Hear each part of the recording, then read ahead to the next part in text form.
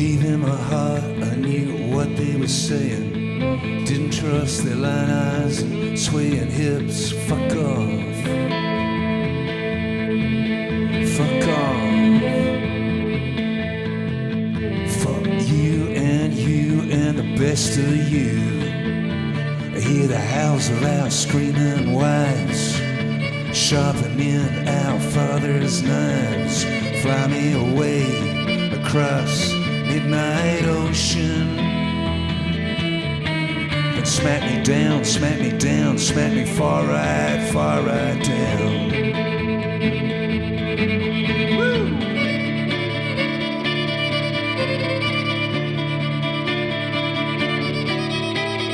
Through the icy rain, I didn't hear you say, I hope to see you again one day. Smack me down, far right down.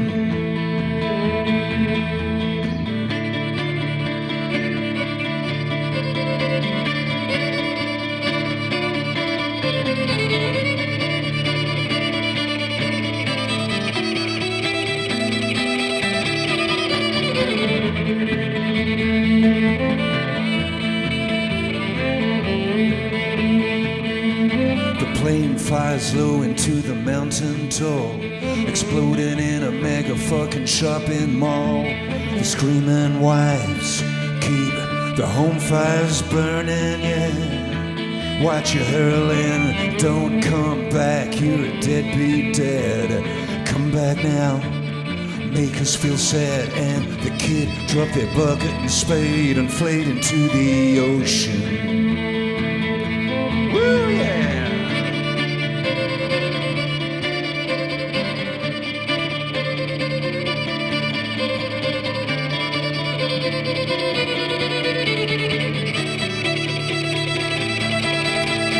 Some Bollinger and a dozen oysters, drowning out the sound of the children's voices.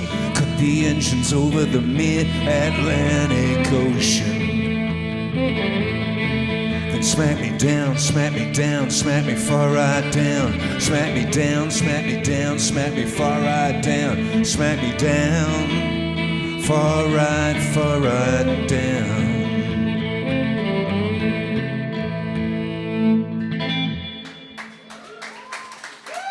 Thank you.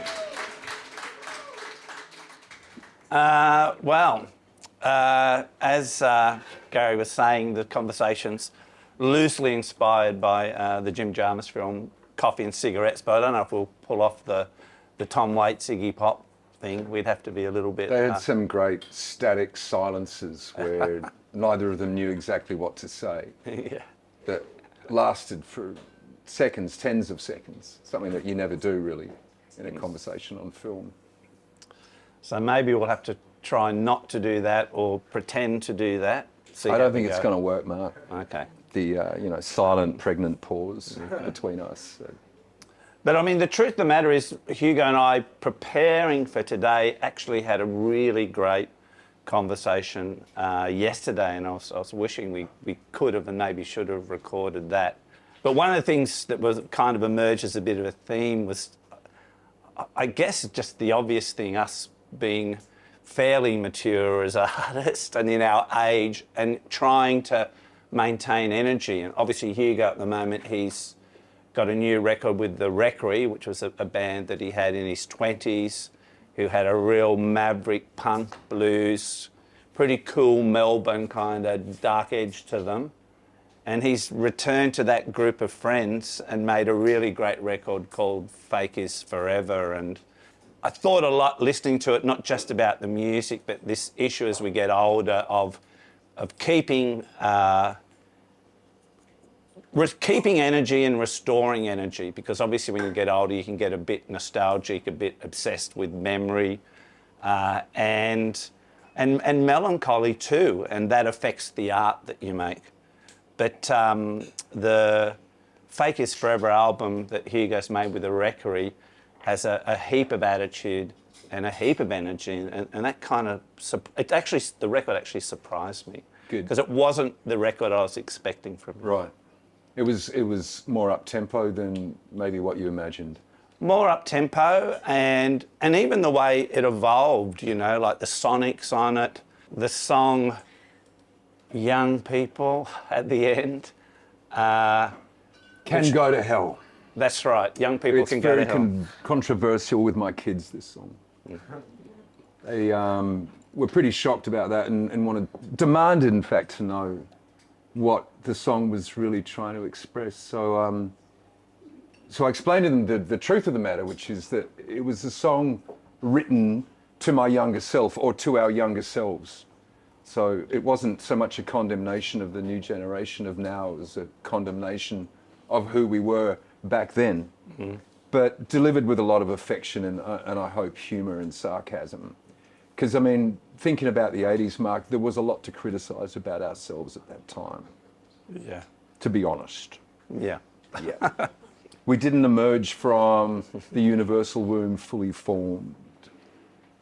There were rough edges and pieces missing, and all those missing pieces needed some kind of psychic band-aid to keep the identity airtight and secure. Because, like most people of that age in their 20s, there's an enormous amount of insecurity flooding through them, and that's a big job at that time of life, is to manage insecurities in a way that the world cannot recognise them and then focus in and dig down. You know, maybe that's what all the trolling amongst the young is for. How do you mean trolling amongst the young now? Yeah, I just mean when you're in your 20s, often your friends search out your biggest vulnerabilities and flaws, and they want to get their finger in there and twist it around a little bit. Draw some blood, but not too much. But what I'm saying is that maybe in a way that's a really natural kind of human thing to do, because it prepares you for how you're going to confront adult reality, you know, in all of its horror and occasional joyous beauty. The way you talk about it actually makes me think a lot about the Melbourne scene in particular, and a real cannibalistic kind of quality amongst the artists and the musicians. I don't think that's Melburnian as such. I think that's like everywhere, everybody. Generally, or with artists Well, maybe in just particular? in a highly pressurised post-capitalist consumer society. Yeah. Maybe the kids don't carry on like that in the villages of West Africa. Well, you know. that's very true. That's something you know about, obviously. But I mean, our little. society does put you up against the wall in front of the firing squad, don't they? How do you mean, as an artist, or As in you have to achieve a personality that is mature, that is socially acceptable, and that can function for the role to which it's been assigned, or the role to which it aspires. Okay, now I'm understanding, because obviously now, I mean, I've thought about this a lot with social media and how it's come into people's lives, and how to some extent artists are used to constructing masks, like they build personas, they perform on stage, they write books and talk in the way that we're talking now, but they construct a public face, and in a sense they spend their whole lives making a public face. Yeah, absolutely. Whereas now everybody's doing it, and everybody's vulnerable to what that can do back to them. Yeah. Yeah? Yeah. And I really wonder about how that's affecting us all, and the way we communicate, and the way we want to give ourselves to the world and make connections, and kind of the way we lie about ourselves as well, like how we kind of build a narrative that is healthy for us rather than suffocate. A narrative that allows us to persevere and continue day after day, even though we know that it's not real, and that we're kind of rotting out from the inside. Yeah. You know, with bad thoughts and negative intentions. No matter how much we try to disguise that, it kind of rises back to the surface of consciousness from time to time. Anyway, maybe that's a little bit extreme what I'm saying, but in connecting that back to the Wreckery and Fake Is Forever, it's very much a part of the theme of that record. Is, you know, because it was a great opportunity. 35 years had gone by since this group of 5 or 6 young guys were together, so we came back into a studio and discovered that we were largely the same as we were all those years ago. So there was this questioning about what does, you know, you mentioned maturity when we got started here, but what does maturity actually mean? What does it signify? Is it just a a greater ability to survive and to deflect things, or we hope that it's a greater wisdom in order to look into things and see them as they really are, and to be all right with that, maybe.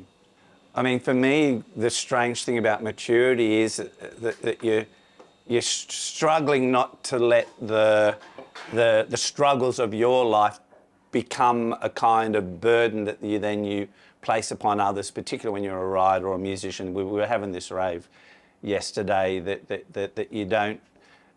You want to acknowledge the sort of darkness within and the difficulties that you've had, but you kind of don't want to be an influence upon the community that's totally a negator, right? Absolutely. Yeah, right? absolutely. And so that thing between being truthful about your negatives and yet, in a sense, almost lying about the positives. Some of them are obviously true-spirited things, but you're trying to sort of wish or dream yourself, and with your art, whatever it may be, bring the community and the next generation of people that are not feeling those older, heavier things into a higher, better place, particularly at the moment, because clearly, like, you know, in the last year, The Voice, Gaza, the economic struggle to exist that's on us all. Yeah. You know, how as an artist you fit into that and be both sort of truthful and angry and maybe quite nihilistic with your anger, but yet also to inspire people. And yet that nihilistic anger that you referenced, then we have to keep that out of the domestic home. Right? I mean, you don't want your kids growing up in that kind of like boiling soup of negativity, do you? So like, you have to compartmentalize those things, you know, and you have to not allow them to influence the choices that you make in doing what you were saying before about supporting people in the community, and there's people that need looking after and all the rest of it. So that's part of the role that you assume in later life as well. Even in midlife, not at later life, in midlife you do that. This is a different kind of song. It's more of a folk blues track, and it's from a project of mine called Fatalists. They're Italians, the Fatalists. I mean, not in general, but these particular Italian guys, we call them Fatalists. I wrote this song with a bass player, a guy called Checco. Lives outside a city called Ravenna, which used to be, in fact, the capital city of the Roman Empire for about 50 years. Because they built it on a swampland. It was surrounded by a defendable lagoon, and this was in the time when the so-called barbarian invasions were sweeping across the north of Italy, and Rome had already fallen.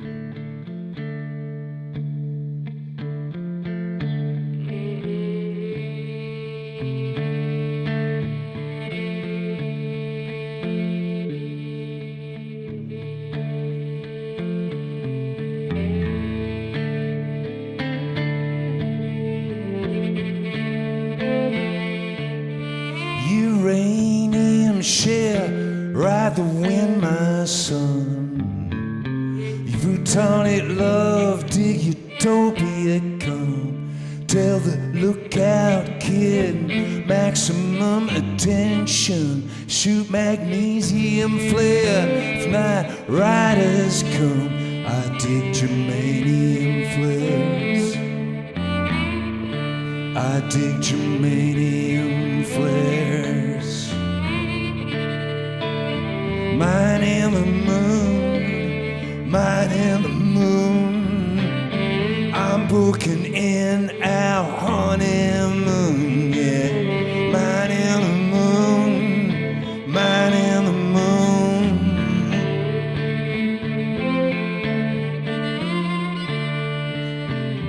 One cup of butter and a pigeon's eye. One hand over the other when you kiss them dice. Give me all your love, don't give me no crumbs. 7 is a number, and here they come.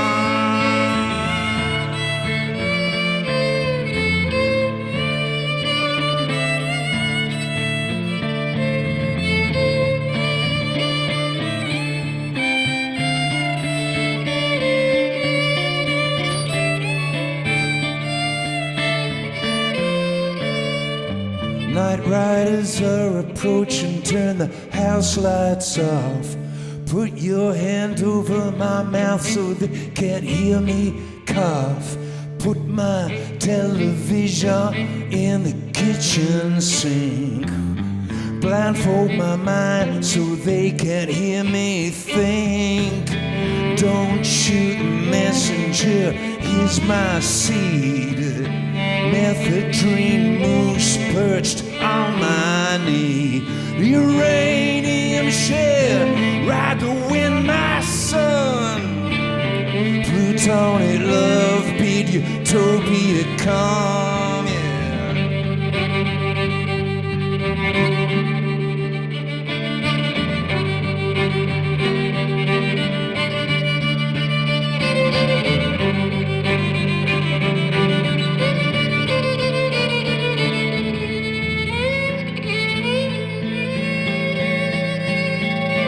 Man in the moon, man in the moon. I'm booking in our honeymoon.